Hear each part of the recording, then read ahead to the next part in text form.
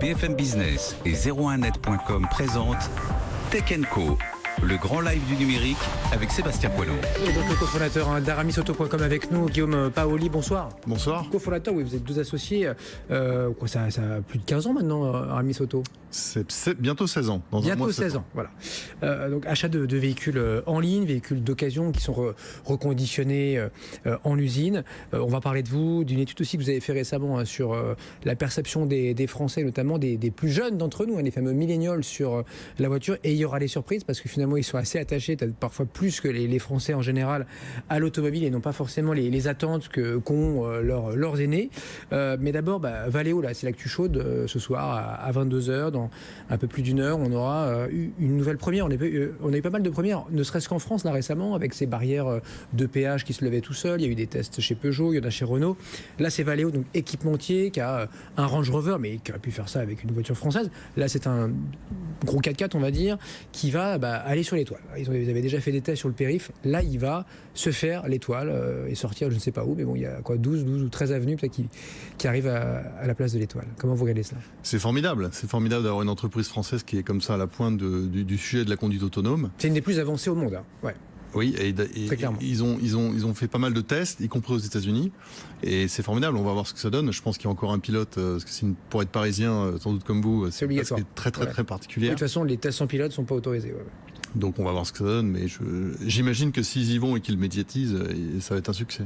Et l'idée, c'est de ne pas, ils vont pas arrêter le trafic, c'est de le faire en conditions réelles. Alors certes, à 22h, il n'y a pas le trafic qu'il y a à 18h ou 20h, mais c'est l'étape d'après. Vu qu'ils ont déjà fait rouler sur 24 heures l'un de leurs véhicules test sur le périph', on peut être plutôt optimiste, même si ça reste très très compliqué. C'est-à-dire que c'est celui qui rentre qui a la priorité, et puis après, il faut y aller, quoi. Faut pas c'est un endroit qui est très spécifique, donc j'imagine qu'ils ont prévu dans leur système une exception qui concerne la place de l'étoile. Mais bon, je ne suis pas dans le secret. On verra si ça roule à 5 ou à 15 km/h. On va pas beaucoup plus vite sur la place de l'Étoile, à part à 3h du matin. Donc, je le disais, Guillaume Paoli, chez aramisauto.com, vous avez enquêté, c'est d'ailleurs une enquête que vous faites tous les ans, pour voir notre perception de la voiture en France.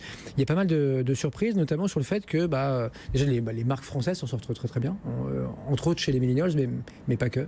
Dans la perception. Oui, alors c'est une étude qu'on fait tous les ans avec Kantar TNS pour étudier la relation que les Français entretiennent avec l'automobile. Et cette année, l'année dernière, on avait fait un focus spécifique sur la voiture autonome, on pourra en dire un mot. Et cette année, on a fait un focus spécifique sur les jeunes, les millennials, et pour savoir quel était leur rapport avec l'automobile. Parce qu'il y a beaucoup de légendes urbaines, j'ai presque envie de dire, sur le fait que les jeunes n'aiment plus l'automobile. Ils n'aiment plus, ça les intéresse pas, ils veulent pas en acheter, ils passent plus le permis, enfin voilà. Alors, voilà ce qu'on dit. Donc c'est assez faux tout ça. Ce qui est vrai, c'est qu'ils passent leur permis un tout petit peu plus tard, mais on parle de 6 mois par rapport à il y a une vingtaine d'années. Et ils s'équipent un tout petit peu plus tard également, de l'ordre d'un an ou deux, d'une voiture. Il y a 2 exceptions, c'est les grandes villes que sont Paris et Lyon, où là, les jeunes peuvent vraiment se passer, les millennials peuvent vraiment se passer de voiture. Mais en dehors de ces 2 grandes villes, on voit que l'automobile, ça reste un rêve. Presque pour la moitié des jeunes, ça reste un rêve. Ils sont encore attachés aux marques françaises, comme leurs aînés. 53% des Français sont attachés aux marques françaises. Donc c'est plutôt positif. Et je pense que le fait que l'automobile devienne de plus en plus un objet de technologie va aller dans ce sens-là et va intéresser de plus en plus les jeunes. 53% se portent vers des marques françaises, ça c'est du déclaratif, et pour une fois on est raccord entre ce qu'on dit et ce qu'on fait, puisque la part de marché c'est au minimum 50% des voitures françaises. La part de marché c'est 52,5%, donc voilà, on est pile poil dans le déclaratif. C'est pas souvent, oui. Vous dites la voiture fait de nouveau rêver, en fait elle a jamais autant fait rêver, depuis des années là qu'on lit votre étude, plus ça va, et chaque année on gagne 1 ou 2 points. C'est 41% des Français qui disent oui, ça me fait encore rêver, le monde de l'automobile et les voitures en général, soit celles que j'achèterai un jour, ou soit celles de mon voisin que je jalouse ou je sais pas quoi. Et chez les jeunes, c'est encore plus, c'est 44%. Là, pour le coup, c'est surprenant. On pourrait se dire, bon, ils sont un peu, eux, ils rêvent d'autre chose, quoi. Ils rêvent de faire le tour du monde, je sais pas quoi, de devenir milliardaire, mais pas forcément d'avoir une voiture, quoi. D'après nous, il y a plusieurs facteurs qui expliquent cela. Premièrement, il y a eu des belles voitures qui ont été commercialisées. On peut citer le 3008 de chez Peugeot, le Coléos, le Kadjar de chez Renault. Le Coléos, c'est un peu plus segmentant. Donc il y a eu des belles voitures qui ont été commercialisées.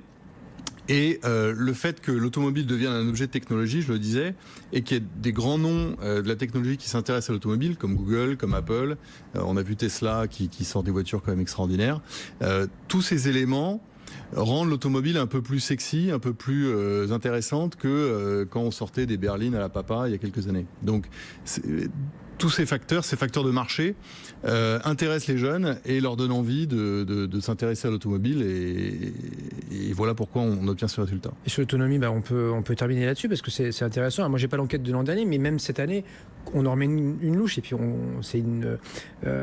par définition, c'est quelque chose qu'on ne connaît pas. On lit dans la presse, on voit les études.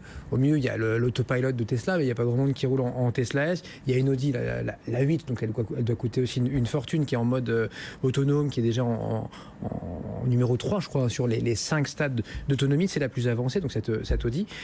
Quand vous questionnez les Français, d'abord les millennials, l'autonomie arrive très tard. Hein. On veut d'abord que la voiture soit sûre, la sécurité évidemment, qu'elle respecte l'environnement, donc pas trop émettrice, ni de CO2, ni de particules fines, qu'il n'y ait pas trop de contraintes, voire zéro contrainte, qu'elle soit puissante, performante, ça arrive d'abord chez les jeunes, puis ensuite chez eux, ils veulent qu'elle soit autonome. Donc c'est pas du tout quelque chose qui est attendu là. Alors en fait, on est à une phase de pédagogie parce que 63% des Français ont entendu parler du concept de voiture autonome, mais ils savent pas exactement ce que ça recouvre. Ça les intéresse, mais ils ont bien compris que ça allait coûter extrêmement cher. Et aujourd'hui, il y a besoin de faire un peu de pédagogie. Et d'ailleurs, on voit qu'il y a pas mal d'équipements déjà présents sur les voitures d'aujourd'hui qui ne sont pas utilisés. Presque la moitié des voitures du parc ont le régulateur de vitesse. Pourtant, les Français qui disposent d'un régulateur de vitesse, il n'y en a même pas la moitié qui s'en servent. Donc il y a pas mal de pédagogie à faire. Je pense que quand on va arriver à, monétiser et rendre tangibles les avantages de la voiture autonome en termes de sécurité et en termes de temps gagné, là, ça va intéresser un peu plus les gens. Je ne savais pas qu'on avait une info. Là, c'est très précis. Vous dites que la moitié des gens qui ont le régulateur ou limitateur, même si le régulateur, c'est mieux que le limitateur, ne l'utilisent pas. Et ça, c'est quand même déjà très parlant. Hein, parce que on est peinard sur l'autoroute là, quand on se met à 110 ou 130, il n'y a plus besoin de. Je pense qu'encore une fois, il y a un manque de pédagogie. Donc, je pense qu'il y a des questions à se poser au niveau des auto-écoles et également des professionnels de l'automobile, comme on est nous. Hein. Est-ce qu'on forme assez nos clients ? Ou d'intérêt, parce que je pense que quand on a une berline et tout, on connaît à peu près les options, où on sait qu'elle peut faire ça. Mais on se dit que non, c'est pas forcément ce qui nous intéresse. Merci beaucoup, Guillaume Paoli, d'avoir commenté donc cette étude avec nous et aussi l'actu autour de Valeo ce soir, le fondateur, cofondateur d'aramisauto.com sur BFM Business. On file, comme promis, retrouver l'invité de Sabrina à New York.